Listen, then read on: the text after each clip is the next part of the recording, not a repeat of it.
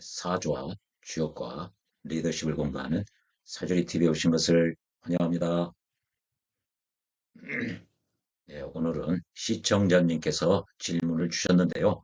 이 질문의 내용이 자평진전을 공부하고 있는 우리들에게 상당히 유의미한 의미가 있다고 생각돼서 이 질문 내용을 이 댓글로 답하지 않고 이렇게 별도로 영상을 만들어서 시청자님의 질문에 대답 드리려고 합니다.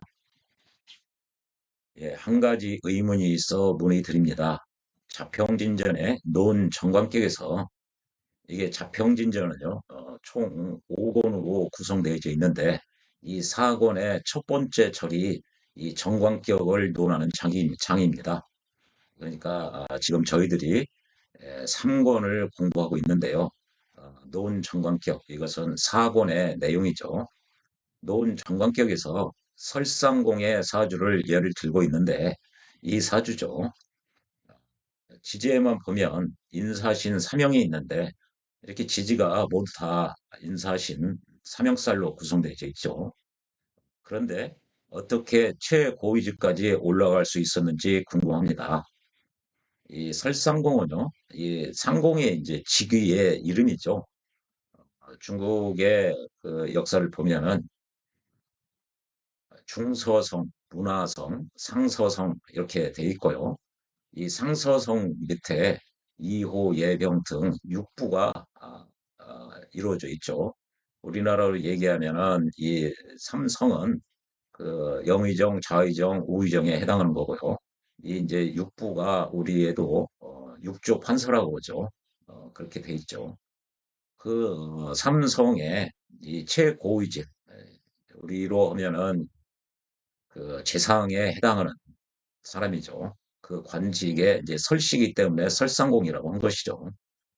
이 사주인데 지지에만 보면 이렇게 인사신 삼형으로만 되어 있는데 어떻게 해서 최고위직까지 올라갈 수 있었느냐? 그게 첫 번째 질문 사항이고요. 예, 소생이 이것 때문에 별도의 영상을 만든 것이 아니라요. 이 두 번째 때문에 이 두 번째 질문이 상당히 유의미하다고 생각되는 부분이 여기에 있습니다. 월지 신금 지장간의 중기 임수 투간으로 여기 신 중에 임수가 투간이 됐죠. 투간으로 인성격으로 보이는데 예, 그렇죠. 을목일간이니까 정인격, 인성격이죠. 인성격으로 보이는데 어째서 정관격에서 논하는지 궁금합니다. 예.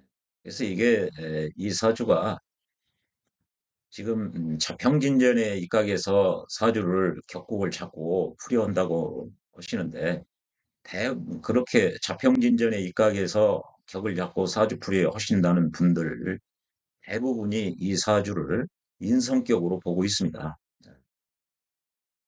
그래서 이 선생님은 보면은요, 이게 인성격으로 보이는데 어째서 정관격에서 다루고 있느냐. 이렇게 공부를 하셔야 좋습니다.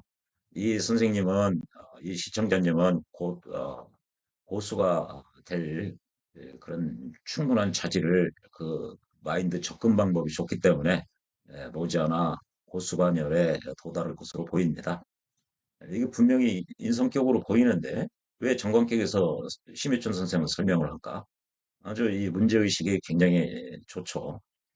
그리고 표현 방식도 아주 점잖해 보입니다. 아주 인품도 훌륭한 것으로 보이고요. 예, 이 사주는요, 개인적으로 저의 이 명력 공부하는 데 있어서 이 설상공의 사주는 굉장히 저와 인연이 많습니다.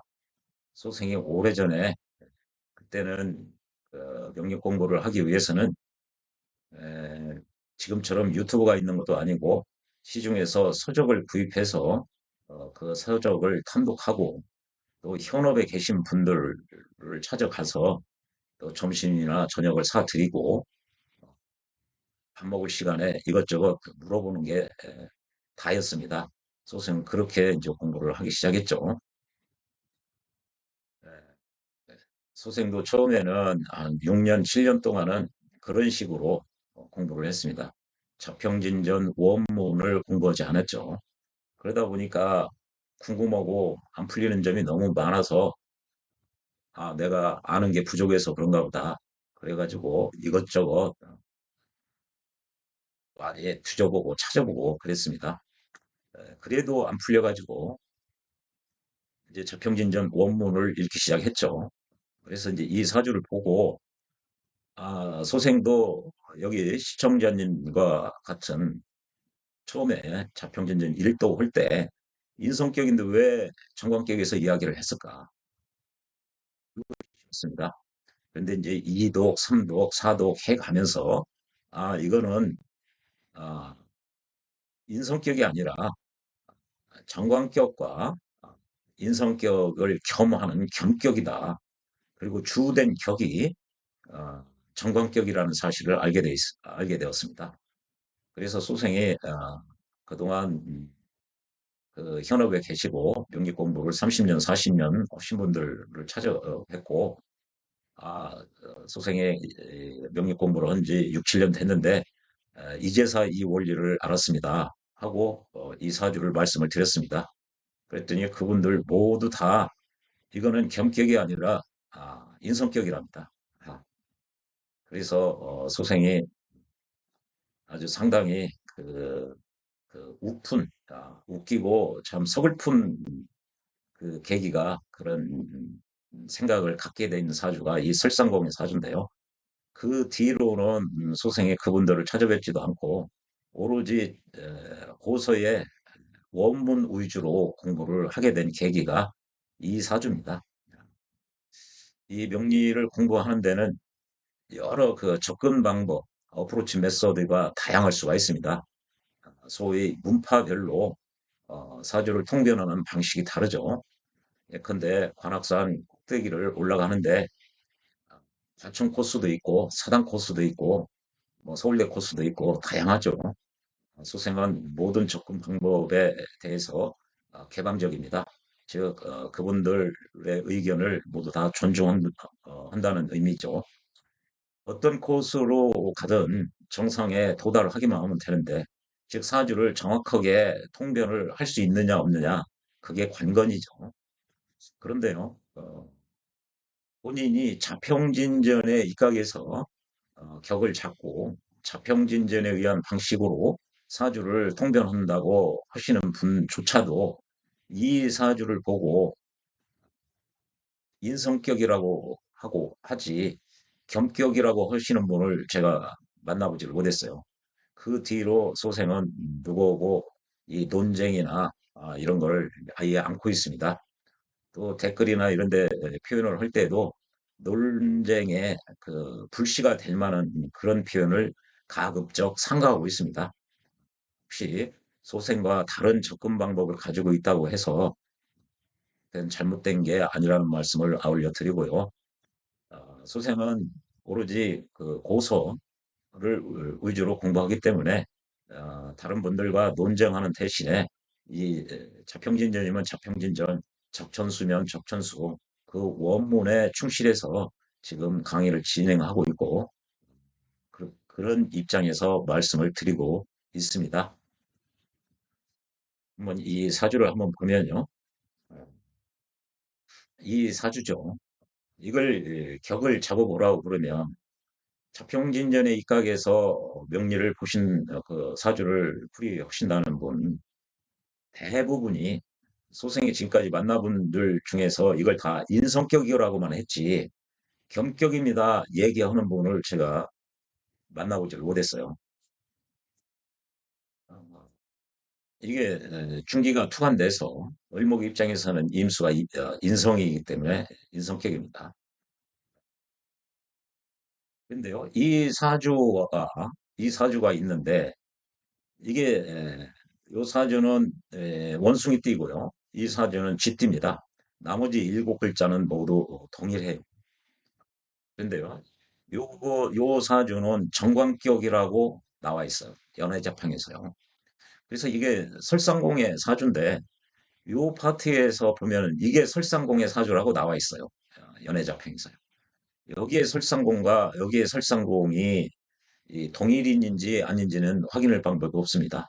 만약에 동일인이라고 그러면은 보다 더 후대에 나온 이 자평진전의 표현이 더 올바르겠죠. 그래서요, 여기는 이게 신자진이고 이렇게 쥐띠인데 연애자평에 보면 이것이 정광격이라고 표현되어 있습니다. 네, 이건 참고하시고요. 이렇게 중기가 투관돼서 인성격인데 또 재성이 투관돼서 재생관을 한다는 얘기죠. 그래서 이 정관이 본래의 격을 잃어버리지 않는다. 자평진전 원문에 보면 그런 표현이 되어 있습니다. 그래서요, 이 격은 주된 격은 정광격이기 때문에 주된 격은 정광격이고 인성격은 부수적인 격이다. 그래서 정관과 인성격을 겸하는 사주입니다. 참고로요, 이 정관격이 성격이 되기 위해서는 재관인식은 길격이기 때문에 상신을 쓸 때 순용어로 해서 쓰죠.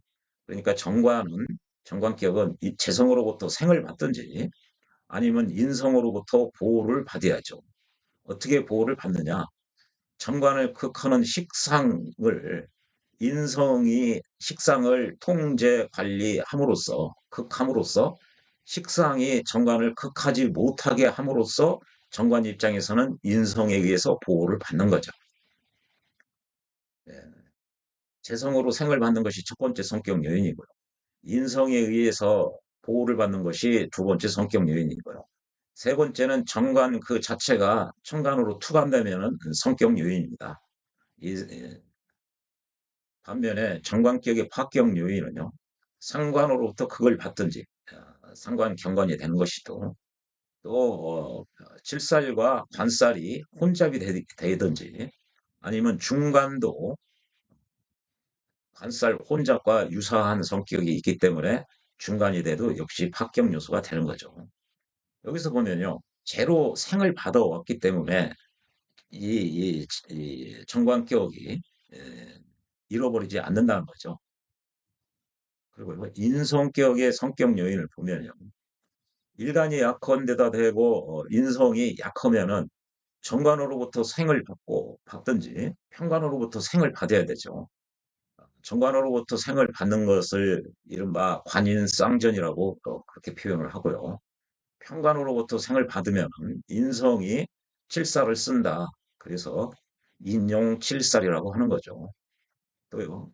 이 인성이 강하고 일간이 나도 강하면은 이 식상으로 설계하는 것이 이 성격 요인이 되는 거죠. 또 성격 요인 세 번째는 이 인성이 매우 매우 강하면은 재성이 투해서 근이 없는 재성으로부터 살짝 통제를 해줘야죠. 소생은 그걸 마사지를 해준다 그렇게 표현을 했거든요. 어, 그래야 성격 요인이 되죠. 반면에 파격 요인은 인성이 약한데 제극인을 당해서 인성이 무너져 버리면 인성격이 파격이 되는 거죠. 또 인성이 강하고 나도 강한데 칠살로부터 생을 받아도 역시 파격 요소가 되는 겁니다. 이런 정도는 경격이다.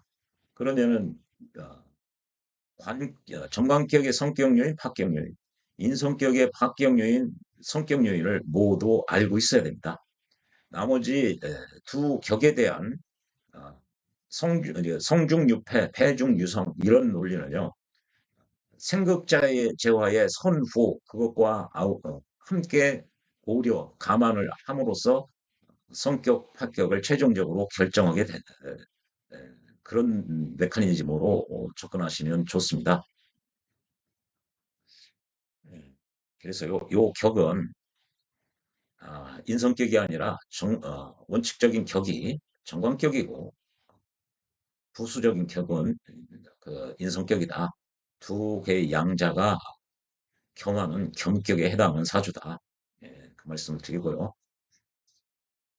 예, 지금 이제 이게 관격이 주된 격이에요.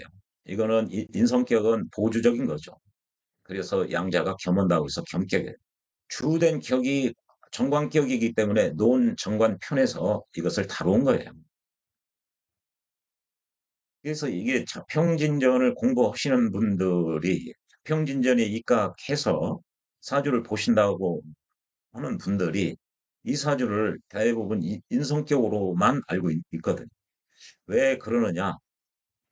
자평진전 원문을 안 읽었기 때문에 그렇습니다.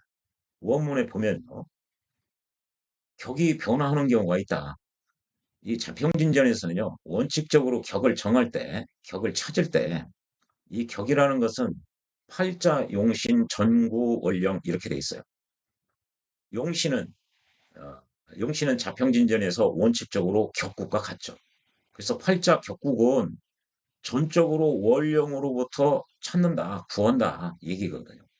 이 월령을 대표하는 글자는요, 지장간의 본기입니다. 여기 신금 속에는요, 무임경이라는 지장간이 존재해요. 그런데 이 월령을 대표하는 것이 지장간의 본기예요. 이 지지의 음양, 오행을 결정하는 요소는요, 지장간의 본기에 의해서 지지의 음양, 오행이 결정됩니다. 신금 속에는 무임경이 있는데, 경금은 소음양으로 분류를 할 때, 경금은 양에 해당하기 때문에 신금이 양에 해당합니다. 또요, 경금이 오행 중에서 금오행에 해당하기 때문에요, 신금도 금에 해당하죠. 그래서요, 이 월령 중에 가장 강령했다고 그러죠. 가장 힘이 파워풀한 것이 지장간의 본계예요. 그 본기의 입각에서 격을 찾는다 이거죠. 그러니까 여기서는 원칙적으로 정관격에 해당하죠. 을목에 해당하니까. 예, 그런데요, 이게 정관격인데 이제 격에 변화되는 게 자평진전 2권의 3절에 보면 나와 있는데 용신이 어느 때 변화하느냐? 이 인신사회, 즉 사생지는 중기가 투관이 되면은 투관된 중기를 가지고 격을 잡는다, 정한다는 거죠. 여기서 중기인 임수가 투관이 됐기 때문에 이제 신금을 대표하는 글자가 임수가 돼 있는 거죠. 그래서 이렇게만 있으면은 이거는 인수격이 되는 거죠. 인성격이 되는 거죠. 또 진술중미 네 개의 그 묘고에서는 중기뿐만 아니라 여기가 투관이 돼도 여기로도 그, 격을 잡아주는 거죠. 예. 그리고요, 이렇게 투관뿐만 아니라 지지에서 삼합을 해도 역시 찾아줍니다. 요 세 개는 월령 이의 곳에서 용신을 격을 찾게 되는 표현을 이렇게 하고 있는 것이죠. 그래서요, 아, 격국이 변화되는 경우가 있는데, 용신이 변화되는 경우가 있는데, 이 용신은 격국에 해당하기 때문에 격이 변화되는 경우가 있는데, 이 본기에 의하면, 이 원령에 의하면 정관이지만, 지장간의 중기가 투관이 돼서 인성격으로 변화되는 경우가 있다는 얘기죠. 그 얘기죠, 여기에. 인수격이 됐죠. 그런데 본래의 격을, 이게 이가 말, 이을, 이자예요. 영어로 표현하면 and와 밭의 의미가 같이 들어있는 글자가 이 이자입니다. 격이 변화되는 경우가 있는데 그러나 본래의 격을 잃어버리지 않는 경우가 있다. 그래서요. 예컨대 을이 신월달에 태어나면 을이 신월달에 태어났죠. 여기 을의 신월달에 태어났죠. 그래서요. 임수가 투하면은 인성격으로 변한다는 거죠. 이게 정관격에서 인성격으로 변한다는 거죠. 그리고 또 무토가 투관이 되면은 이렇게 무토가 투관되면은 이게 무토가 재성이죠. 재성은 능히 관을 생할 수 있으니 토생금에서 관을 생할 수 있으니 인성은 이게 인성이 재를 만나면은 그 위치에서 물러난다는 얘기죠. 이 표현을 잘 해석할 필요가 있습니다. 비록 임수는 원령의 통군을 했을지라도 격은 정관격을 이룬다. 격이 정관격이라고 아주 자평진전 원문에 나와 있어요. 그리고 인수격은 겸격이다. 이렇게 아주 명문으로 나와 있어요. 그래서 소생이 예전에 공부를 할 때 선생님, 제가 6, 7년 명리를 공부를 했는데 자평진전 원문을 읽고 이 사주가 인수격이 아니라 아, 경격이라는 사실을 이제서 알았습니다. 그 말씀을 드렸더니 그분들은 전부 다 이게 다 인수격이랍니다. 그래서 정말 그 뒤로 아, 다른 분하고 그 논쟁하는 건 의미가 없고 도서 위주로 공부를 해야 되겠구나. 그분들이 모두 이 자평진전 원문을 읽어보지 않아서 이런 문제가 생긴 거예요. 그분들이 또 후학들을 가리키고 그분들이 책을 쓰고 그래서 대부분 10년, 20년을 공부해도 원문을 읽지 않으면 이걸 다 인수격으로 알고 있는 게 지금의 현실입니다. 이렇게 이 격인 정관격이 이루어지고 그럼 인수격은 뭐냐? 경격이다. 이렇게 나와 있음에도 그렇게 되어 있습니다. 이게 원문을 읽으면은 실력이 배가 될 그럴 여지가 있는 것이 이런 대목들입니다. 또요, 격이 변화했으나 본래의 격을 잃지 않는 경우로 또 예를 들은 게요. 이것도 역시 자평진전 원문인데요. 병이 신월달에 태어났죠. 그러면은 원로만 보면은 제격이죠. 그런데 임수가 투관이 됐죠. 그러면은 제격이 칠살격으로 화됐죠. 변화됐죠. 그리고 또 무토가 투관이 되면은 이렇게 무토가 투관이 됐죠. 그러면요, 무토는 병 입장에서 식신이니까 식신은 능이 제사를 하고 식신 제사를 하죠. 그리고 능이 재성을 생할 수가 있다는 거죠. 토생금을 할 수 있다는 얘기죠. 그래서 여전히 요 사주는 제격이라는 거예요. 제격. 메인 주된 격이 재성격이라는 거죠. 재성격. 필사격은 뭐냐? 보주적인, 서브적인 격이라는 거죠. 그래서 이게 원칙적으로 제격이고 설격도 있는데 이거는 부수적인 거다. 그래서 양자를 같이 가지고 있다. 그래서 경격입니다. 그래서요. 부와 귀를 잃지 않는다. 이게 식신 제사를 했기 때문에 권력도 얻고 귀를 얻은 거죠. 재성격이기 때문에 이렇게 식신 생재를 했죠. 그래서 이제 성격이 돼 있는 거죠. 두 개 다. 그래서 재물도 얻고 권력도 얻고 그래서 부귀를 잃지 않는다. 이렇게 자평진전 원문에 나와 있어요. 이와 같은 종류는 매우 많다. 이 모두가 격이 변화되어 있으나 변화했으나 본래의 격을 잃지 않는 경우다. 그러니까 이 사주는 본래의 격이 정관격이에요. 정관격이기 때문에 논정관표견에서 이야기를 한 것이죠. 이게 그런데요. 대부분 선생님들이 이렇게 돼 있으면은 아 이렇게 중기가 투관이 돼서 그러면 이제 제격이죠. 제격인데 이렇게 이게 비견에 의해서 극을 당해서 임수가 파괴됐어요. 그럼 이 제격이 파격이 된 거죠. 그러면 대부분 천간에 떠 있는 이 월령을 대표하는 임수를 써먹을 수 없으니 원령 자체로 격을 잡아가지고 이걸 식신격이라고 얘기하는 경우가 대부분이에요. 그렇게 하면 안 된다는 거죠. 만약에 이거를 재성격으로 봤으면은 그냥 재성격의 파격, 차라리 그게 더 낫습니다. 얘를 써먹을 수 없으니까 이제 원령으로 쓴다. 그래서 식신격이다. 이렇게 그런 마인드로 접근하면 안 됩니다. 그리고 지난 영상에서도 말씀드렸지만 이제 원령 이외에 이제 특수격인 외격의 논리를 여기다가 동원해가지고 외격으로 보면은 성격이 된 것이다. 또 이렇게 표현하시는 분들도 있어요. 심유천 선생이 그렇게 하지 말라고 그건 우매한 짓이다라고 원문에 써 있습니다.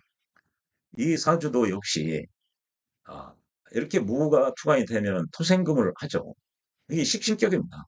이 사주도 식신과 재성이 겸하는데 요 경우는 이게 비겁에 의해서 이게 비견에 의해서 극을 당해서 제격은 이게 파손된 거예요.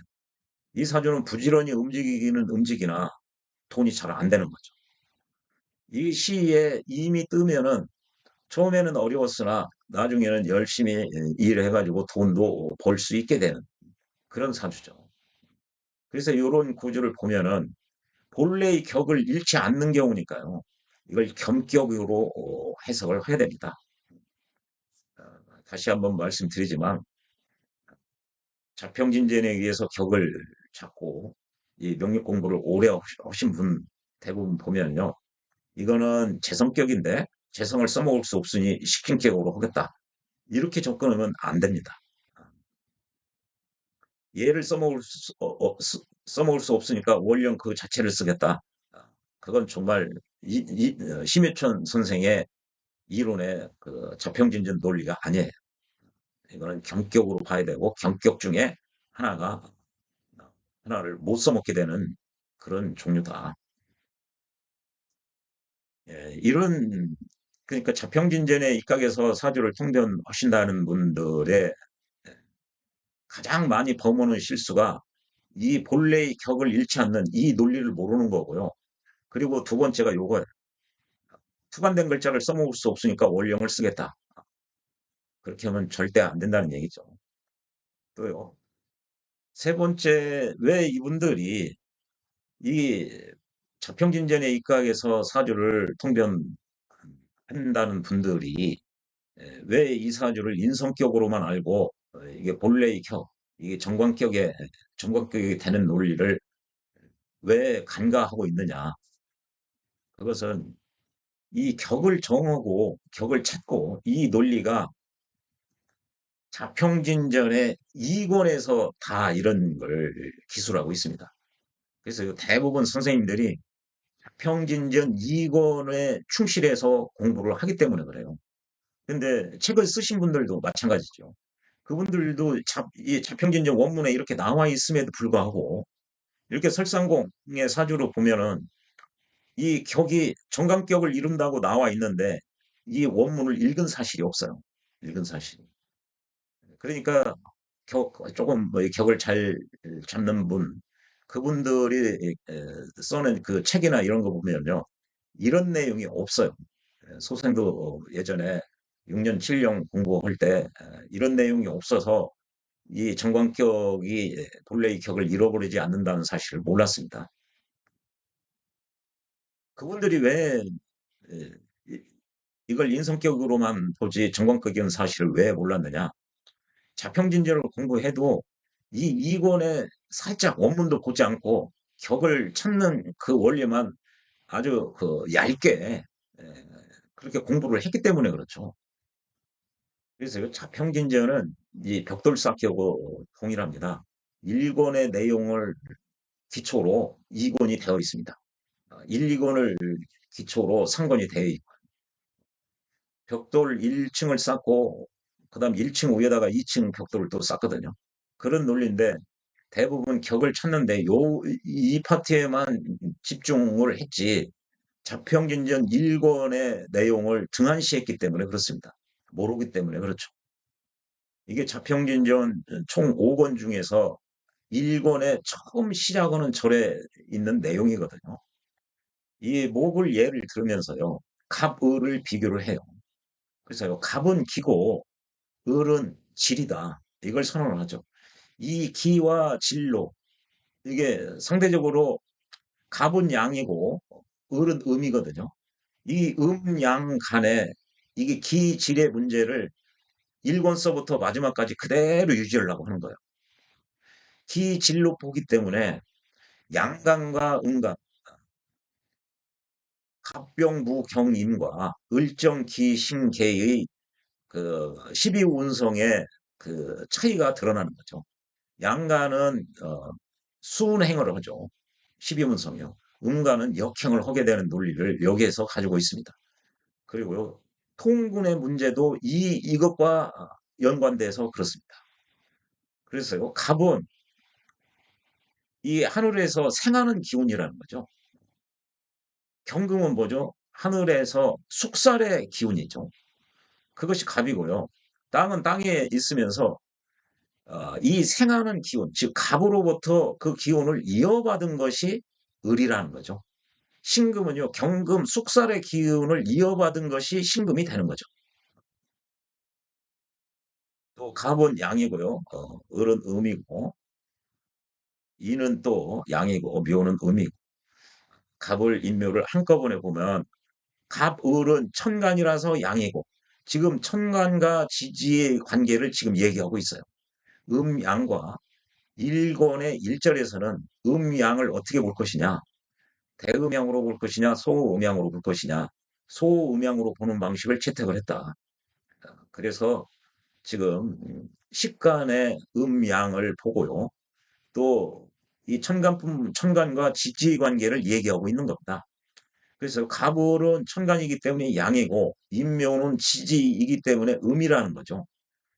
이 지지는 천간 대비 음이고요. 또요, 천간은 지지에 비해서 상대적으로 양이라는 거죠. 그래서 천간은 상을 이루고 지지는 형을 이룬다. 이게 천간과 지지의 차이를 지금 얘기하고 있는 거죠.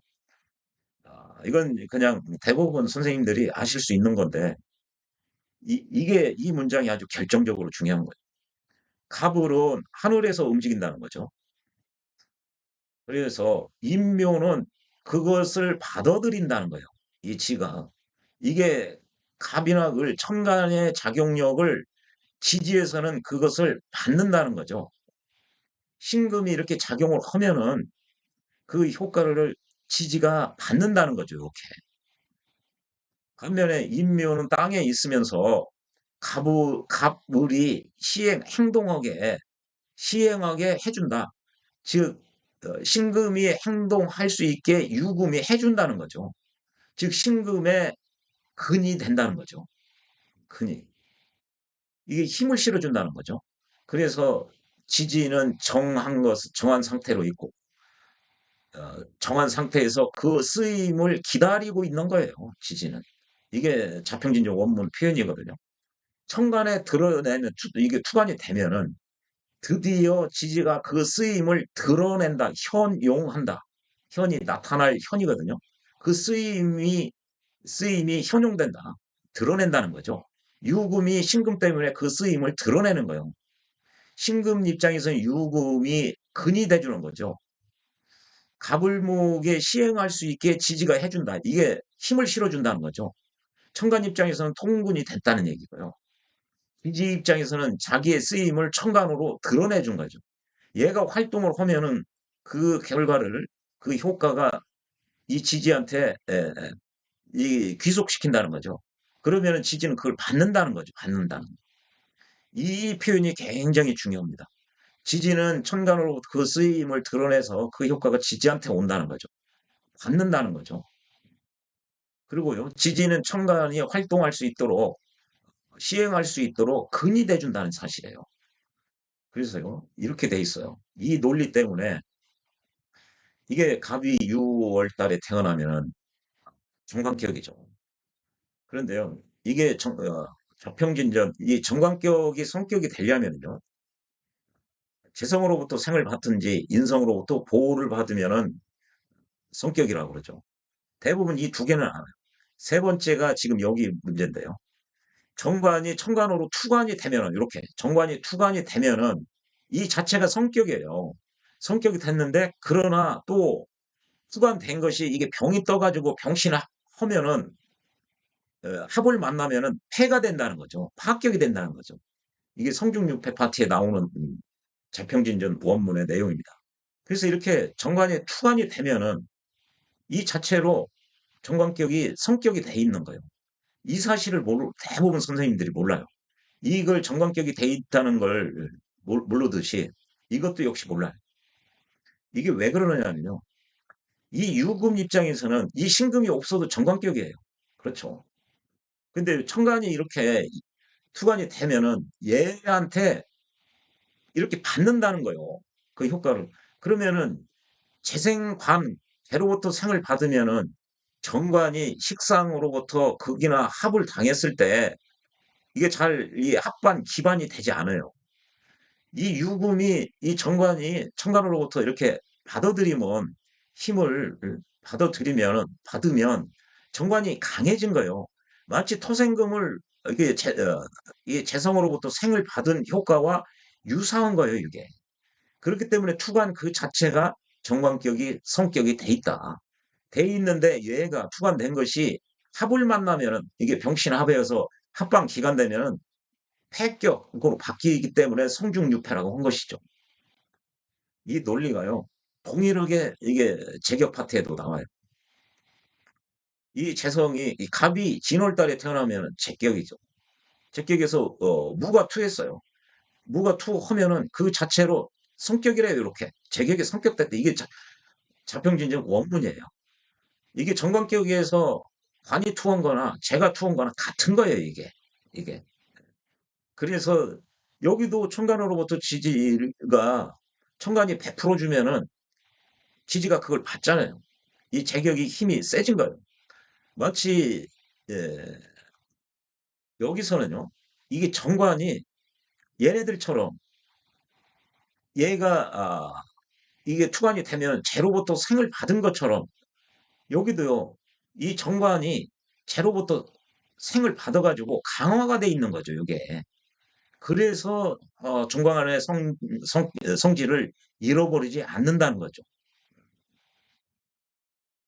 이 자평진전을 오래 공부하신 분들 이 논리를 모르는 것은 일장일권의 이거를 몰라서 그렇다. 청간과 지지 관계에 대해서 어, 본질적으로 그 깊숙하게 이거를 파악하지 못해서 이거는 정관격의 성격입니다. 얘기하면은 사람들 웃어요. 저격의 성격입니다. 하면 사람들 웃어요. 그런데 분명히 보면은 2권의 2절에 보면은 이런 경우 투간이 되면은 성격 요인이에요. 성격이 됐다가 합격이 되는 거거든요. 이 논리도 물르고요. 또 자평진전의 입각에서 사주를 통변하신 분 하신다는 분들이 또 가장 많이 이 정관격을 모르는 것과 거의 유사하게 이 빈도가 많습니다. 이 논리도 많거든요. 이거를 현업에 계시고 자평진전에 입각해서 사주를 통변하시는 분 대부분요. 제가 이 사주 이렇게 모였을 때 이걸 격을 잡으라면 대부분 이거 다 상관격으로 잡아요. 상관격. 이거는 걸록격이에요. 걸록격. 여기 개수는요. 이 신금에서 투관 이게 임수가 투관되면은 투출하면은 그 투관이라고 그러고 임수가 올라오면 투관이라고 그러고 개수가 투관되면 같은 오행이니까 투출한다고 이렇게 표현들을 하거든요. 그러나 투관이든 투출이든 구별시력이 전혀 없습니다. 그거보다 더 중요한 것은요. 이 개수는 월에 이 신금에 통분을 못 한다는 사실이에요.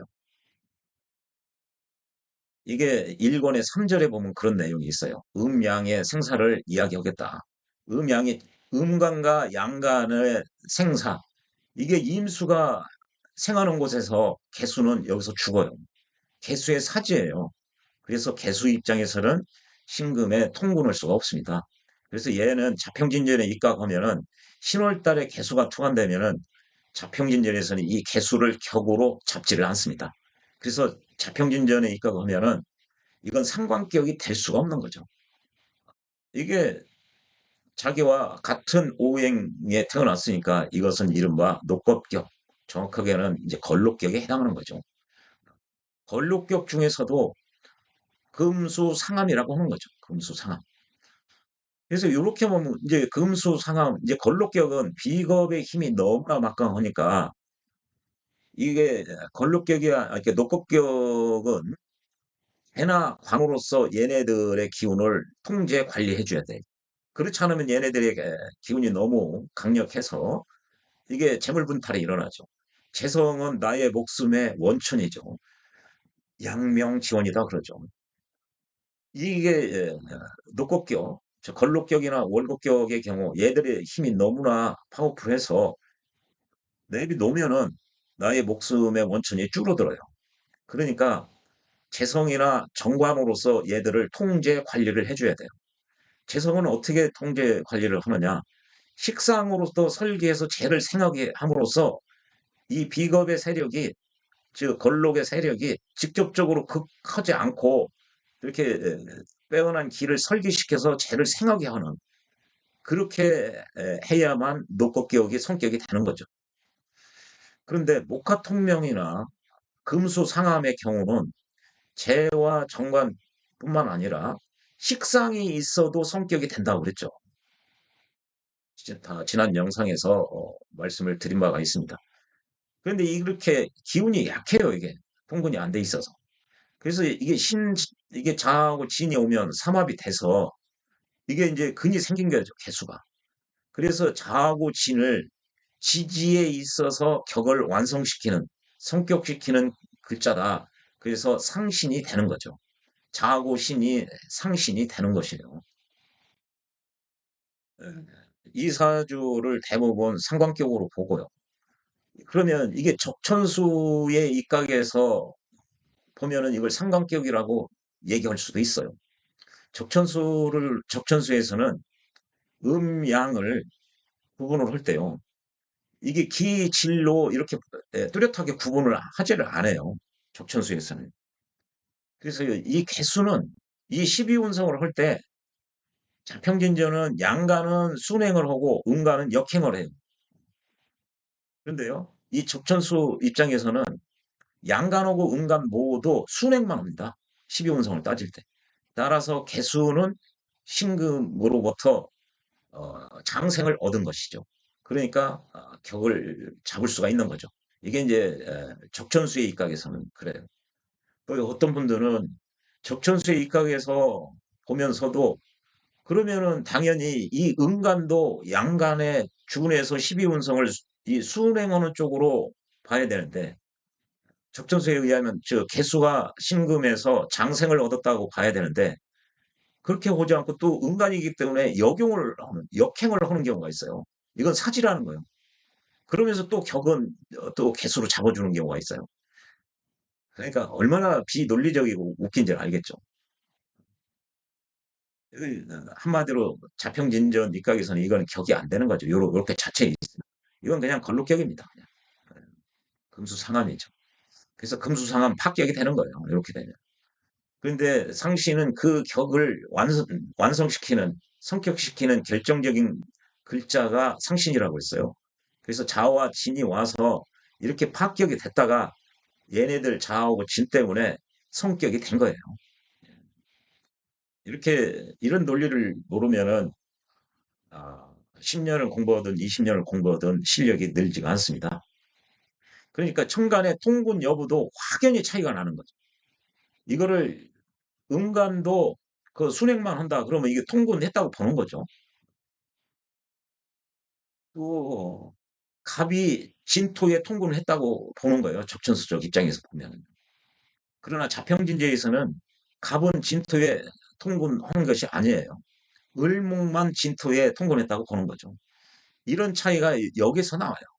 그 원천이 이게 음양의 기와 질의 문제를 이게 자평진전에서는 숨이 일관되게 폭포수가 위에서 밑으로 일관성을 가지고 떨어지듯이 이게 자평진전 1권에서 5권까지 숨이 일관되게 적용되는 이 모든 이론들이 그렇습니다.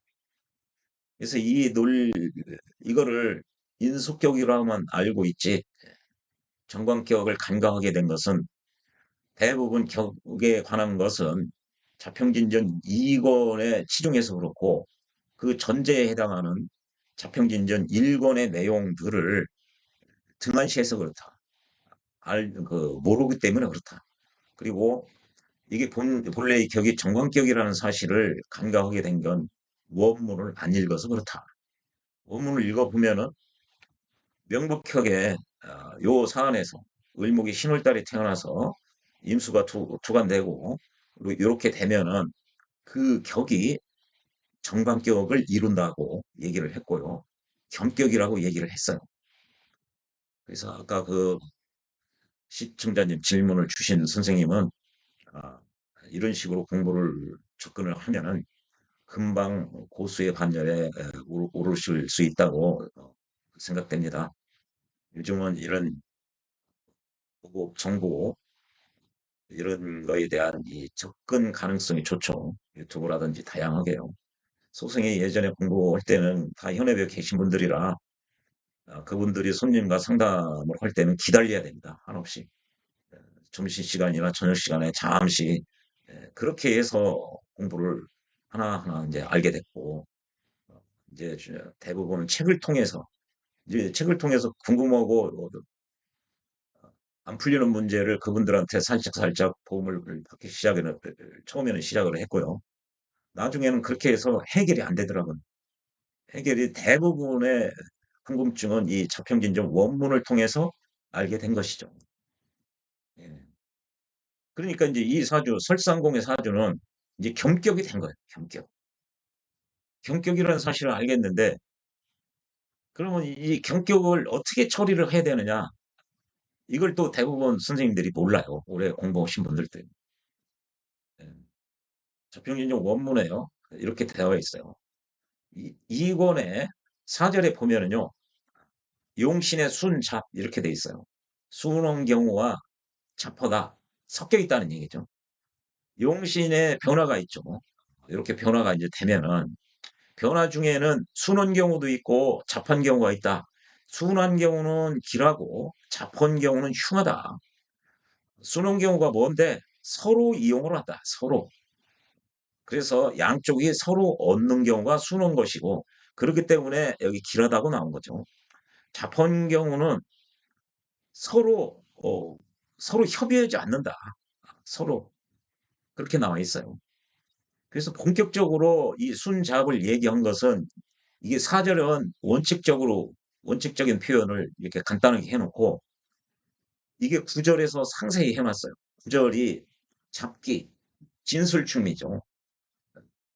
진술충미는 어, 지장간의 봉기뿐만 아니라 중기, 여기 뭐가 하나 투한이 돼도 모두 격을 잡아줄 수가 있기 때문에 겸격이 될 가능성이 가장 큰 거예요, 이게. 잡기월에 태어나면. 그런 경우 어떻게 용신을 쓸 것이냐, 어떻게 격을 잡을 것이냐, 거기에 나와 있는 거죠. 다른 이건 원칙적인 거고, 이게 잡기월이 되면은 겸격이 될 가능성이 가장 큰 게 잡기월인 거죠. 그래서 잡기월에서 겸격이 됐을 경우에 상세히 기술을 설명을 하고 있어요. 하나가 투관되면 그 하나를 쓰고 하나만 격으로 잡고, 겸해서 투가 되면은 둘 다 격으로 쓴다. 겸용을 한다. 투원것과 지지에서 삼합한 것이 있으면 이 투원것과 지지 삼합한 것을 병용한다. 이것도 역시 겸격으로 사용한다는 얘기죠. 그 합이 투관된 것끼리 그 짝이 서로 유정하면은 길한 거고, 그 합이 무정하면은 길하지 않다. 여기 순엄은 길하고 잡하면 흉하다. 논리하고 똑같은 거죠. 그래서 격국의 고절을 표현할 때 유정, 무정 그거로 했죠. 여기서도 인수격과 본래의 격인 정관격이, 이건 지지에 있는 거죠. 천간에 있는 거예요. 천간에 두 개가 투우면 두 개 다 경격으로 이렇게 삼는데, 이게 이제 두 번째 요거죠. 겸해서 투우면은 두 개의 격을 함께 쓴다. 투은 것과 지지 있는 것. 요것이 이제 투은 것과 지지에 있는 것. 이게 병용이라고 돼 있는 거죠. 이것도 역시 겸격이 되는 거죠. 겸격. 그럼 이 경우에 유정어냐 무정어냐 그걸 보는 거죠. 유정이라는 것은 뭐냐? 순어다 이거죠. 순어고 서로 이루어진다. 무정한 것은 뭐냐? 무정한 것은 뭐냐? 서로 거스르고 서로 반대하고 서로 배반을 한다. 등을 돌리고 있는 것이다. 이 사주는 한마디로 관인상생이 아주 말끔하게 돼 있어요. 이게 정관격인데, 정관격이면은 신강신약을 우선 따질 때 정관과 나의 힘을 비교해 보라고 했죠. 그래서 정관의 힘이 세면은 정관기억의 상신을 찾을 때 재성에서 찾든지 인성에서 찾는데, 정관과 나의 힘을 비교해서 정관이 약하다. 즉 내가 힘이 세다. 그러면 이런 때는 인성보다 재성에서 찾아주는 것이 좋습니다. 상신은. 반면에 정관이 강하다. 정관이 강하다는 얘기는 내가 약하다는 얘기거든요. 이럴 때는 인성에서 그 상신을 찾아주는 게 좋아요. 정관은 복음으로 돼 있고 또 월디죠. 강력하죠. 그리고 나의 힘을 보니까요. 이건 상관이고 재성이고, 내 편은 여기 왕지고요. 여기는 이게 간목 이렇게 있어요. 조금 이게 강한 편이 아니에요. 정관이 강하다고 봐야 돼요.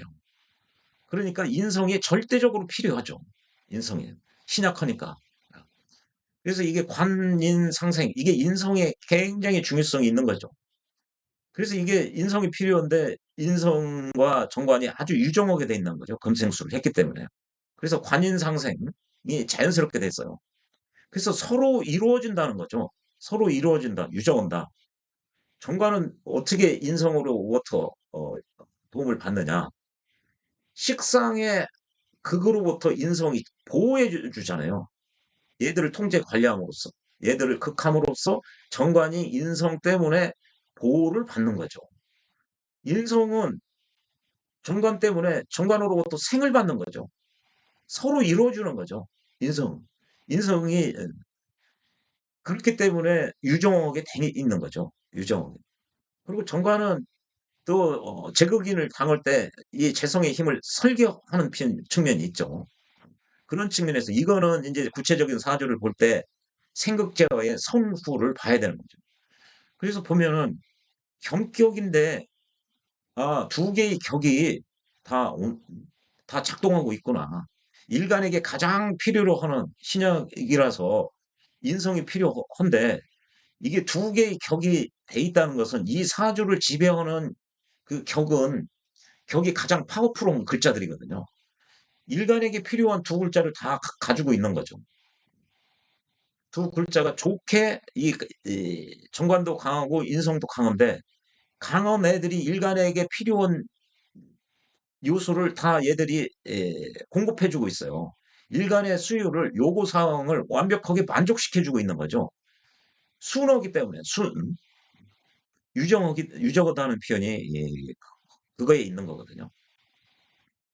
그러면 여기서는 이제 과연 무토가 이 인성을 그걸 할 수 있느냐 없느냐가 관건이에요.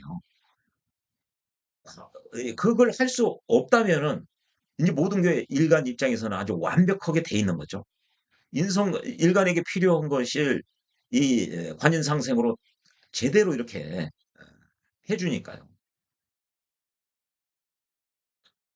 예, 이걸 볼 때요. 그러면 이 무토가 이 인성을 극할 수 있느냐 없느냐. 이게 이 사주의 키포인트예요. 이 사주가 사권에 나오는 건데요. 심희춘 선생은 에, 1, 2, 3권 초반까지 일간을 제외해 놓고 예를 들고 있습니다. 4권서부터 이렇게 일간을 포함해서 얘기를 하고 있어요. 그 얘기는 뭐냐면요. 이게 일간 포함해가지고 천간의 생극재화를 모두 판단을 하면은 이해하기가 굉장히 어렵게 돼 있어요.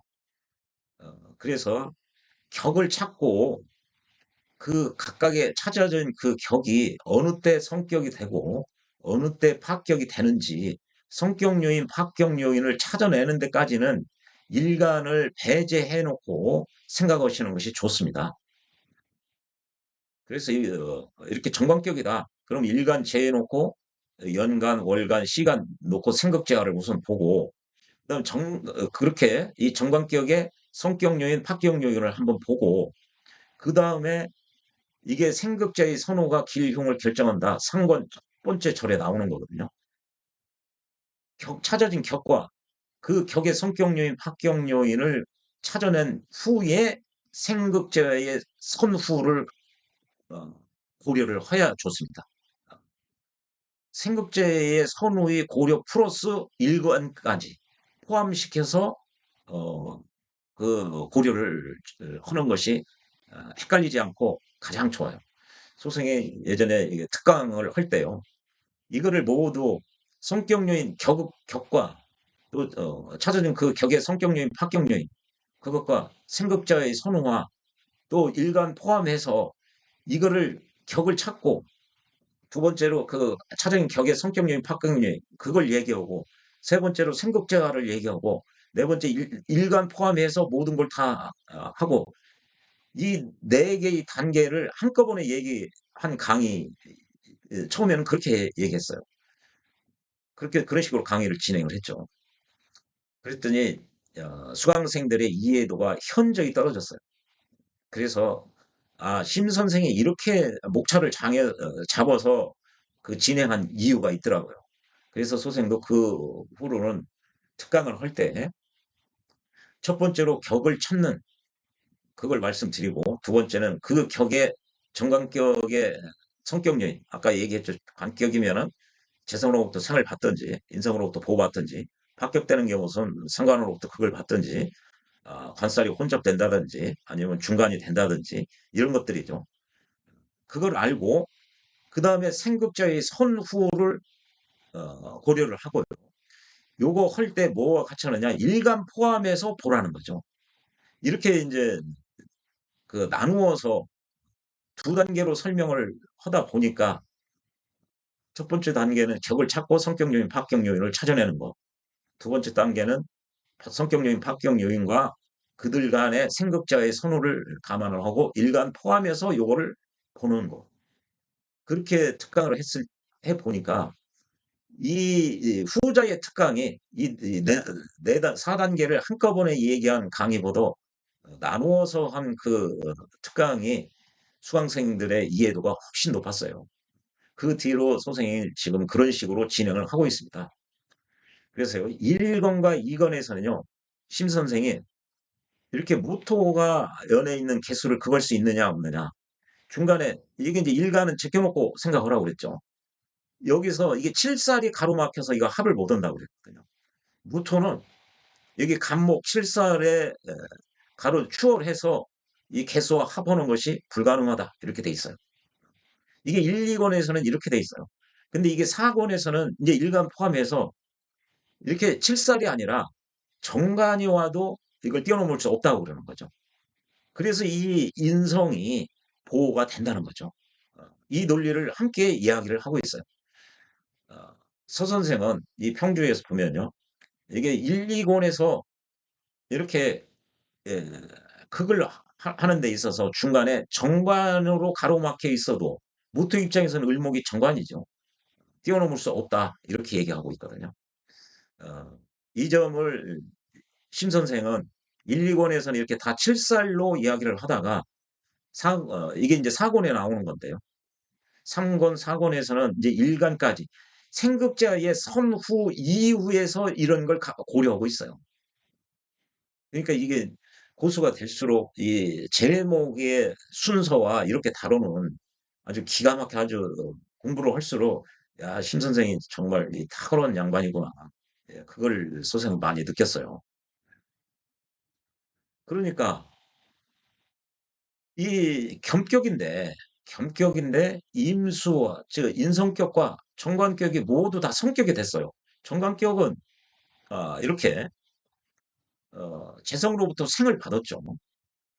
그래서 돼 있고 어, 이 인성격은 이렇게 인성격이 정관으로부터 생을 받아서 관인 쌍전이 돼 있는 거죠. 관인 쌍전이 이렇게 복음으로 있으면 더 강력하거든요.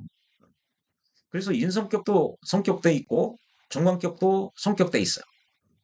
그리고 얘네들이 가장 강력한 글자들이에요. 여기서 이 격을 이뤘다는 게 강력한 애들끼리 서로 유정한 관계에 있어요. 일간인 나에게 필요한 오행을 제대로 갖다 주고 있는 거죠. 그래서 최고위직까지 이게 귀격이 된 거죠. 인사심 사명이 있는데 최고위직까지 갖는 건데요. 왜 갖느냐?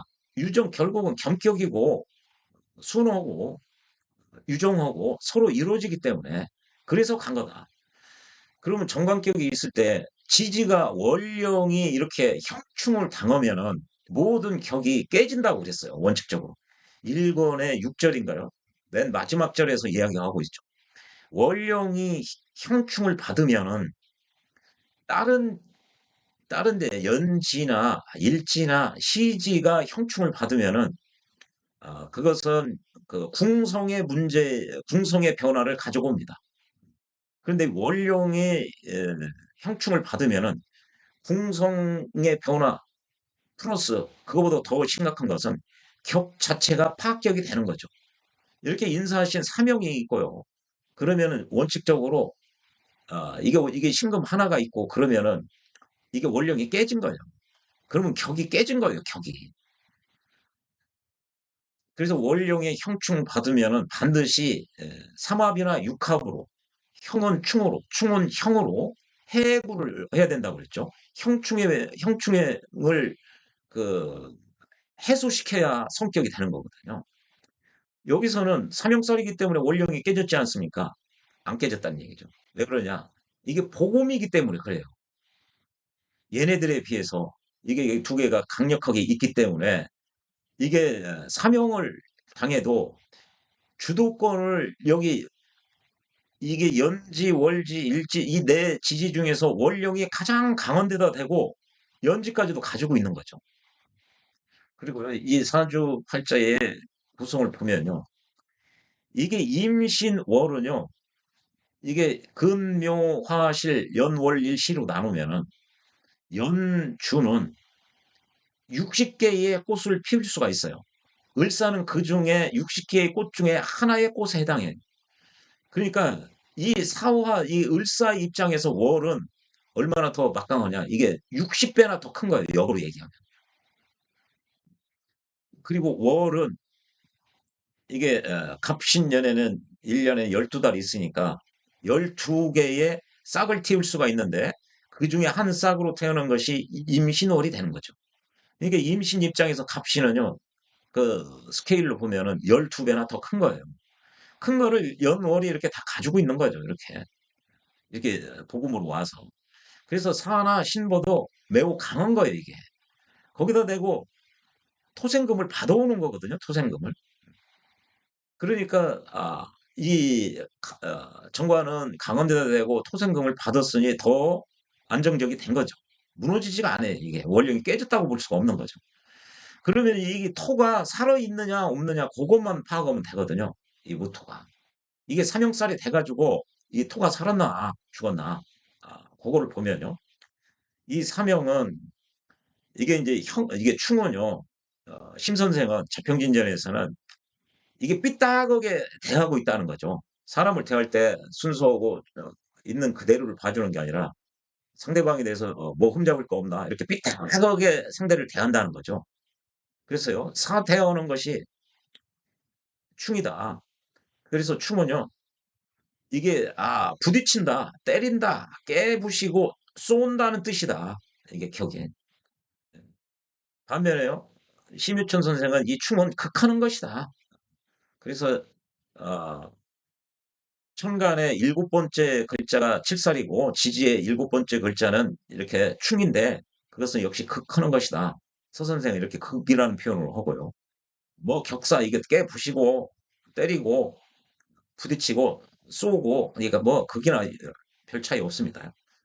형은 심 선생은 잠시 그 뜻을 보류하겠다. 서 선생은 이렇게 가득하면은 덜어내는 것을 부른다. 이게 서경에 나오는 표현인데요. 기운이 왕성해지면은 그 이제 작아진다. 덜어낸 것을 부른다는 얘기니까요. 기운이 보름달이 되면 산 정상에 올라가면은 더 이상 올라갈 곳이 없으니 내려가는 일만 가득 찼으면은 이제 줄어드는 논리만 있는 것이다. 이것을 이제 형이라고 표현을 했어요. 그래서 이렇게 사신 먼저 보면은 사신은 합도하죠.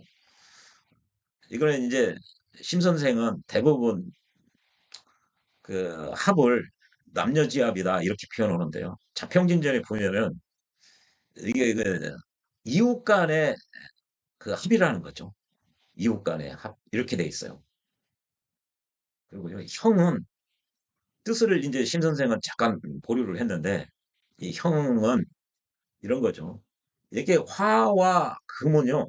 이 화하고 금은 아, 방학과 삼합의 이 힘들 간의 세력 다툼이라고 볼 수가 있어요. 그래서요. 여기 보면은 이게 사는요. 방합이 사오미죠. 방합 아, 아, 이 형을요. 여기는 이제 이 신은 보면은요. 아, 이 금에 해당하는데 신유술과 금의 방합이 신유술이죠. 그리고 금의 삼합은 사유축이에요. 그래서 사유축과 신유술, 금의 기운들이 가득 차 있다는 거죠. 아주 완벽하게. 방합으로든 삼합으로든. 그래서 너무 가득 차 있으니 이제 덜어내는 것을 부른다. 그래서 금기운들끼리 왕성한 금기운들끼리 일종의 세력 다툼을 하는 거예요. 그러니까 이게 조정 과정이 일어나는 겁니다. 그래서 이게 방합의 사와 신과 사신형을 하는 거죠. 가운데끼리도 이렇게 유휴형을 하는 거죠. 이걸 자형이라고 그러죠. 이게 축술형을 하는 거죠. 이렇게. 그리고 사하고 신은 이게 보면은 이게 금기운이라는 거죠. 이게 형을 해도 왕성한 금기운이 두 개나 있고 형을 해가면서 이게 활성화된다는 측면도 있어요. 동원다는 측면이. 그래서 정관이 그렇게 쉽게 어, 원령이 형충을 당해서 쉽게 이게 제거되지가 않아요. 이게 중학격이 합격나지가 않았다고 이게 그 원리 때문에 그렇습니다. 이게 그리고요 사시는 또 파도 돼요. 파는 대음양으로 나눴을 때 목화는 양이고 금수는 음인데 이 같은 양의 세력끼리의 삼합에 여기 해묘이고 여기는 인호시술이죠. 각각에 대해서 첫 글자끼리 인의 파를 하는 거죠. 여기서는 이제 사하고 신이니까요. 사유축과 신자진 이게 다 금수의 세력끼리 어, 세력 싸움을 하는 거죠. 사유축 금이죠. 신자진 수죠. 그래서 사신파, 자유파, 축진파 이게 다 파가 일어나는 겁니다. 그럼 여기서 가득 찼다는 얘기예요. 이게 금오고 수가. 금오고 수가 이게 금오고 수가 가득 차 있다는 거죠. 이게 이 사신으로 이렇게. 그래서 이런 요소들 때문이라도 이 원령이 안 부서진 거예요. 더군다나 복음으로 두 개가 있고요. 그리고요, 인사는 이제 형을 하죠. 그러니까 형은 이제 여기서 인호술과 사오미. 이게 여름은 방학과 삼합이 이렇게 형을 하죠. 그래서 인사형, 오호자형, 미술형 이렇게 되는 거죠. 이렇게. 그리고 인사는 천도 하죠. 해라고 하는 거예요. 인사천. 왜 천을 하느냐? 인해합, 육합을 하려고 하는데 이 사화가 해수를 충함으로써 인해합을 못하게 방해하는 겁니다. 그래서 인사천인 거죠. 또 이는요, 사신합하려고 하는 애를 이렇게 인신충함으로써 사를 합하지 못하게 하는 거예요. 그래서 철천지 원수 쌓이다. 명파책에 보면 그렇게 돼 있죠. 이게 천이 강력하다는 얘기죠. 그리고요, 인신은 이게 형이 어려운 게 그거예요. 논리가. 화하고 금은 서로 방합과 삼합의 세력 싸움으로 돼 있는데 수하고 목은요. 얘가 방합이면은 얘는 삼합, 얘가 방합이면은 얘는 삼합끼리의 형을 하는 거죠. 그래서 인신은 보면요. 신자진 삼합이죠. 어, 이게 수죠. 얘가 삼합으로 돼 있으면 이는 방합으로 돼 있어야 돼요. 그래서 인신 충도하지만 형을 하는 거죠. 자묘 상형을 하는 게 여기서 나온 거죠. 그리고 진진 자형을 하는 거죠. 그래서 여기서 동체 사명을 어떻게 하든 형을 보니까 이 원령이 깨졌느냐 안 깨졌느냐 그게 관건인데 여기 보면은 사유축 신유술 다 금매 세력끼리 또 팔을 해도 사유축 금이고요 신자진 이게 금수의 세력이 안정적이에요 이게 가득 찼다고 봐요 약간의 이제 형살이나 뭐 있기는 있죠 그러나 여기는 복음으로 돼 있기 때문에 임수도 이렇게 연으로부터도 통군이 돼 있는 거죠. 강력한 원령으로부터 통군도 하고 있고. 그래서 이 원령이 형충으로 이게 깨지지 않았다고 보는 거죠. 이게 두 개. 그래서 이게 정관이 또 생을 받고 두 개가 깨지지 않았다는 거죠. 그래서 이 정관도 써먹을 수 있고 인성도 써먹을 수 있다. 제거기는 안 당한다. 그러면 형충으로 인해서 무토가 온전을 합니까? 그 문제만 남은 거예요. 그러면요, 이것도 보면은요, 묘교의 그 형충 학설을 얘기하겠다 해가면서 이권에서 얘기한 건데요. 개수가 진월달에 하면은 정관격이죠. 정관격인데 무토가 투 하면은 정관격이다. 이 자체가 정관이 투관돼서 성격이 됐다고 그랬죠. 성격이. 그런데 지지에서 술이 왔어요. 그래서 진술충 하면은 원령이 깨지면은 원칙적으로 정관격이 파격이 나는 겁니다. 그러면 그런데 여기서 뭐라고 그러느냐? 이게 자평균적 원문인데요. 파격이 아니다. 파격이 나타나지 않는다. 나타날 현이거든요. 파격이 되지 않는다는 얘기예요. 진술충을 했음에도 왜 그러느냐? 토의 특수성 때문에 그렇습니다. 진술충 다 본기가 다 얘네들이 토인데 강한 애들 본기가 가장 강하죠. 강한 애들끼리 해도 같은 토끼리의 충이기 때문에 이게 격이 깨지지 않고 여전히 성격이라는 얘기예요. 이게 이게 이제 분충이라고 이렇게 사람들이 얘기를 하죠. 토 속에는요, 목도 있고, 물도 있고, 철광석 금도 있고, 또 따뜻한 용암이나 이런 것도 있고, 오행이 다 깃들어 있어요. 그래서 토의 특성, 또 토 속에는, 땅 속에는 토도 있다고 보는 거죠. 오행이 다 있습니다, 다. 이게 토의 특성 때문에 원령이 형충을 당해도 이 정관격이 깨지지 않는다. 이 논리처럼 이 개수가 여기 사화에서 록을 얻는 거거든요. 인목에서는 장생을 얻어요. 생을 얻고. 여기는 이제 병지죠.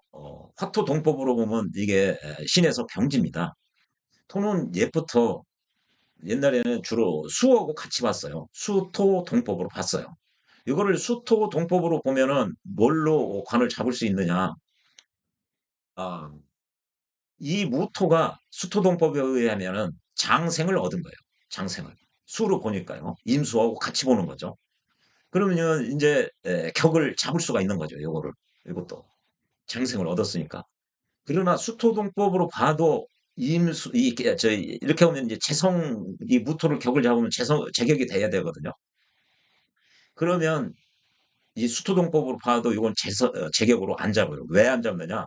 무토가 신월 가을에 태어나서 이 금한테 설기를 당해요. 그래서 역시 신월의 무토를 이 수토동법으로 봐도 안 잡아주는 거예요. 그러나 지금 수토동법으로 보지 않고 화토동법으로 보죠. 그러니까 이 무토는 사화에서 록을 얻은 거고요. 여기 인목에서 장생을 얻은 거예요. 제 아무리 형을 하든 삼합을 뭐를 삼형을 하든 간에 이 논리가 토의 특수성으로 인해서 이 무토가 살아있는 겁니다. 이것이 날아가면은 이게 근이 없어. 근이 없어요. 그래서 얘가 날아가면 토생금을 못 해요. 토생금을 못 하면은 이 신금을 대표하는 것이 인수입니다. 그러면 이거 인성격이 된다고 봐야죠. 인성격이. 얘가 무력하게 되면 무력해서 토생금을 재생관을 못 오면은 그때는 역시 이 본래의 격이 살아나지가 않는 거예요. 이게 유지가 되지 않는 거죠. 그때는 인성격이 되는 거고 그러면은 그때 무력하기 때문에 또 정관을 뛰어넘어서 인성격을 해칠 수도 없는 거죠. 그냥 인성격이 되는 거죠. 여기서는 무토의 동태는 제 아무리 삼합이든 뭐든 간에 이 근이 무토는 토의 통근을 하게 돼 있거든요. 토의 정황만을 보면 되는 거죠. 이게 불충이라고 하듯이 형을 해도 이게 같은 충과 유사한 거예요. 그래서 이 무토가 날아가지가 않는 거죠. 작용력을 잃지가 않는 거예요. 여전히 에, 현관을 이 재성이 생할 수가 있는 거죠. 토생금을 할 수 있는 거죠. 그렇기 때문에 종관도 왕하게 살을 움직일 수 있고 인성도 왕하게 움직일 수가 있는 거죠. 아무런 정관격도 제로부터 생을 받아서 성격이 됐고 인성격도 그 중간으로부터 관인 쌍정으로 생을 받아서 성격이 돼 있는 거예요. 일간에 필요한 글자 두 글자가 다 온전하다는 거죠. 그리고 지금까지 말씀드린 두 개의 격이 모두 성격이 됐고 정관은 토생금 받아서 여기 인성은 관인 쌍전으로 그리고 두 개의 글자가 강력한 데다 대고 대운이 이게 보면은 다 인성운으로 흐른 거죠. 이렇게 정관은 이제 해서 술이 되면은 정관의 기운이 더 세지죠. 그걸 얻었기 때문에. 원국에서 이렇게 가로막혀 있으면은 이게 운이 이렇게 토가 강해져도 뛰어넘지 못한다고 보는 거죠. 토가 강해져도. 그래서 원국이 굉장히 중요한 거예요. 대운에 의해서 개선된다고 그래도 1, 2에 불과하다. 약소하다는 거죠. 대부분 부기의 등급은 원국에서 정해지는 겁니다. 원국의 부기가 정해진 게 언제 그것이 좋아지고 부귀해지고 나빠지고 이거 이 대우는 그거의 타임테이블이에요. 시간표예요. 로드맵이죠. 이게 보니까 정관운이 왔다 아니, 재성운이 와서 술운이 와도 강해져도 원국에서 을목이 가로막혀서 어, 인성을 제거기를 못 오듯이 못 온다고 보는 거죠. 그리고 해, 자, 축 다 인성운이 온 거죠. 인성운. 그리고 인성운이 올 때 이거 보면은 이게 이제 병자, 정축 이런 때 보면 천간이 이게 다 재성을 생하고 있어요. 생하고 있기 때문에 더 강력해진 데가 되고 또 생을 받아서 강한 데가 되고 재성의 토생금을 또 해주는 거죠. 그래서 정관이 강해지는 거죠. 그리고 또 해자축 지지는 이제 이 대우는 지지를 중요시 여기죠. 고서에 보면 그렇게 되어 있습니다. 대우는 지지를 중요시 여기고 세우는 그 유년은 천간을 중요시 여긴다. 그런 표현이 있어요. 이게 전부 다 인성운으로 흘렀다는 거죠. 그래서 인사신 삼형에도 불과하고 이 정관과 인성의 기운이 이게 다 형충으로 다 작용을 제대로 다 형충으로 작용력을 잃어버리기는커녕 모두 다 제대로 작동한다. 그리고 이 재성도 형충으로 날아가지 않았다. 그래서 정관을 재생관을 해서 정관도 삼형에도 불구하고 정관격도 성격되고 인성격도 성격되고 두 개가 이것이 유정하고 서로 이루어지고 그래서 격이 순하고 대운마저도 유력에 왔으니 최고위직이 안 되는 게 이상한 거죠. 안 되는 게. 이렇게 자평진전에 의해서 보면 그렇게 이렇게 해석을 해야 됩니다. 대부분 이 삼형살에 매몰이 돼가지고 이 자평진전은 격국의 고적, 사주의 그릇의 크기로 통변을 하는데 편한 점이 이거요. 뭐가 성격요인, 파격요인 알고 그러면은 여기에서 핵심 글자가 이 무토가 제극인을 하느냐, 그리고 이 무토가 살아있느냐. 이게 이제 무토가 아니고 다른 글자라고 그러면 이 사명의 이 근이 깨졌느냐 안 깨졌느냐 그거를 보면 되는 거거든요. 근. 그래서 그게 지금 이런 논리를 가만히 생각해 보면 요 논리 때 궁충의 논리도 있고 그래서 이 토가 온전하다는 거죠. 무토가. 그래서 이 자평진전에 입각해서 격국 위주로 격국의 고조로 통변을 한다고 보면 필요한 글자들 이게 원령의 격이 깨졌느냐 안 깨졌느냐 성격이 됐느냐 파격이 됐느냐 경격이 되면 어떻게 처리를 할 것이냐 그런 문제 필요 여기서는 인사신이 돼도 원령이 깨졌느냐 안 깨졌느냐 그걸 보면 되죠. 여기서 보면은 형에서 사유축과 신유술 이게 금기운이 가득 차 있다는 거거든요. 가득 차 있어서 약간 조금 덜어놔야 된다는 게 있는데 두 개가 있으니까 얘네들이 금기운을 이걸 제거할 수가 없어요. 그리고 토는 여기에 록을 얻었고 장생을 얻어서 여기끼리 뭐 부딪히든 깨지든 아무 상관없다. 그래서 이 저평진전의 격국의 고저로서 사주를 통변하는 방식이 이겁니다. 성격 요인, 합격 요인에 해당하는 글자의 어, 원칙적으로 12운성으로 그걸 보죠. 12운성 중에 심 선생 같은 경우는 통근 여부를 보는 거죠. 그걸 이제 일본에서 얘기를 했죠. 어, 생지를 얻었느냐, 록을 얻었느냐, 제왕을 얻었느냐. 또 양간 같은 경우는 묘고도 근이 된다고 그랬죠. 음감도 생노광 논리는 똑같죠. 그리고 거기에다가 어, 여기를 얻으면 되죠. 을목은 진토죠. 진토에 해당하는. 그런 그 어디에 통근할 수 있느냐 그걸 우선적으로 보고 12운성 뭐 이런 건 이게 자평진전에서는 그걸 원칙적으로 그 격을 찾고 그럴 때 간접적으로 보지만 가급적 통분하는 게 좋습니다. 원년형에서 이런 게 다 통분으로 돼 있어요. 이 논리가. 통분하지 않으면은 격을 안 삼아요. 아까 이렇게 이런 경우 이걸 통분하지 못했기 때문에 격을 그 상관격으로 보지 않습니다. 예, 이 점이 그 자평진전에 의해서 사주를 통변을 지금 말씀드린 대로 하는 것이 가장 자평진전다운 통변이에요. 이걸 알으면은 굉장히 사주가 확연히 드러나요. 이 사주가 좋은 사주인지 나쁜 사주인지. 예, 대부분 자평진전을 공부, 그 식으로 통변을 하는 선생님들 보면요.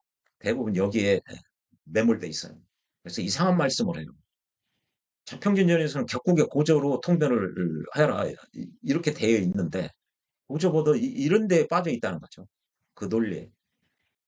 여기서는 무토가 그걸 할 수 있느냐 없느냐의 문제와 무토가 삼용으로 인해서 살아있느냐와 이 원령 이 자체가 온전하냐 아니냐 모두 다 온전하고 무토도 살아있고 오히려 최고위직이 안 되는 게 더 이상할 수가 있는 거죠. 자평진전의 논리가. 그래서 1, 2, 3권까지는 원칙적인 원리적인 그 이론적인 걸 설명을 하고요. 4권, 5권에서는 각각 4권에서는 재관 인식에 대해서 설명을 하고요. 5권에서는 살상겁인 플러스 외격에 대해서 이야기를 하고 있어요. 그래서 선생은 이렇게 설명을 하는데요. 이렇게 해서 뭔가 꺼림칙하고 그렇다. 그래서 이제 대운이나 이걸 해가지고 확인을 하죠. 지나간 세월, 지난 대운들 언제 이랬습니까? 이랬을 것입니다. 그게 아니라 그러면 요거를 주역으로 전환을 시켜서 다시 한번 확인을 합니다. 주역으로 전환시키는 방법도 어, 대정수에 의한 방법과 하락이수에 의한 방법이 있는데요. 주로 옛날 관상감 시험에서 적용됐던 방식이 하락이수에 의한 방식입니다. 훨씬 정치하죠. 또 주역의 이론과 아울러서 이런 거를 바라봐야죠. 이게 이제 자평진전에 의해서 사주를 통변하는 방식입니다. 뭐 이 사주를 적천수에 의해서도 또 통변할 수가 있죠. 역시 마찬가지 결론이 나와요.